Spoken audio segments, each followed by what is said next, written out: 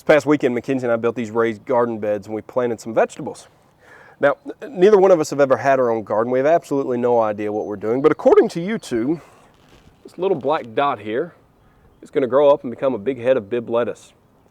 It made me think, is there better symbolism for opportunity? I mean, as it sits right now, the seed isn't even enough to get stuck between my teeth, but in time, with some intent, with some diligence, and with some nurturing, this seed is going to have the opportunity to provide for our family. A couple thousand years ago on a Friday in Jerusalem, it looked a lot like this seed, just kind of depressing. But God had bigger plans. He knew that Sunday was just around the corner. Sunday, a day that set in motion a movement that is still felt today.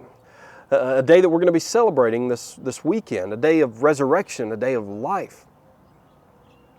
God planted a seed in the resurrection that we have the opportunity to harvest today. It's amazing how something that appears to be as negative as the crucifixion, or something that appears to be as insignificant and downright depressing as this seed, has the opportunity to be something purely miraculous. God never misses out on an opportunity, does He? So, what opportunities do you have right now? Maybe for some of you, you've never made the decision to harvest the benefits of the cross. Maybe for others, it's the opportunities inside of this quarantine situation. Things look depressing. There's a body count at the beginning of every newscast. There's fear and sadness all around. But we must not forget that Sunday is coming and that God never misses out on an opportunity. If you're thinking, Logan, you're not stuck in my house, these people are crazy, and you're struggling to see the opportunity in front of you, let me give you a couple of suggestions that you may be overlooking. You ever heard the term Godspeed? It's an old adage of wishing someone prosperity and success. What do you think of when you think of the term Godspeed? For me, I always thought of, before a recent small group study, I thought of limitless power, faster than a speeding bullet, more powerful than a locomotive. While God certainly is limitless, what if I told you that God's speed could also be looked at as 3 miles an hour?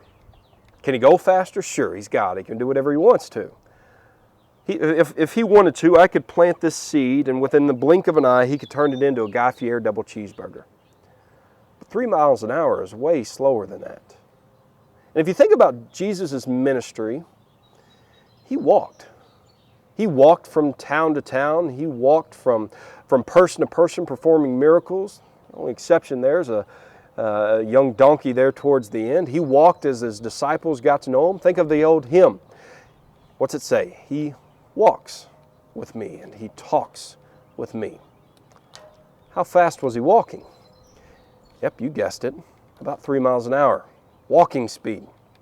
Now, we can sometimes get frustrated at that speed. Ever been late to catch a flight? 3 miles an hour is a snail's pace. Even now, we want this virus to hurry up and be over with so that we can get back to normal, and yet it's going at a snail's pace, slower than that 3 miles an hour. But what if the slowdown that we're experiencing is the opportunity? I mean, think about it. We've been forced to eat dinner at the kitchen table with our families again. The family unit is again visible for the first time in a long time. The hustle and bustle has come to a screeching halt. We've had time to appreciate the little things in life. Many are forced to rely on God for the first time in their lives because, face it, you can't rely on money right now. Our world has been flipped upside down. But what if that's a good thing? What if that is the opportunity? I'm certain that God did not cause COVID-19. We do a good enough job at creating and finding tragedies without anything that God would or would not plant. But again, God never misses an opportunity. Whether we like it or not, the seed has been planted, and yet we are still in a rush to return to normal. Use this slowdown.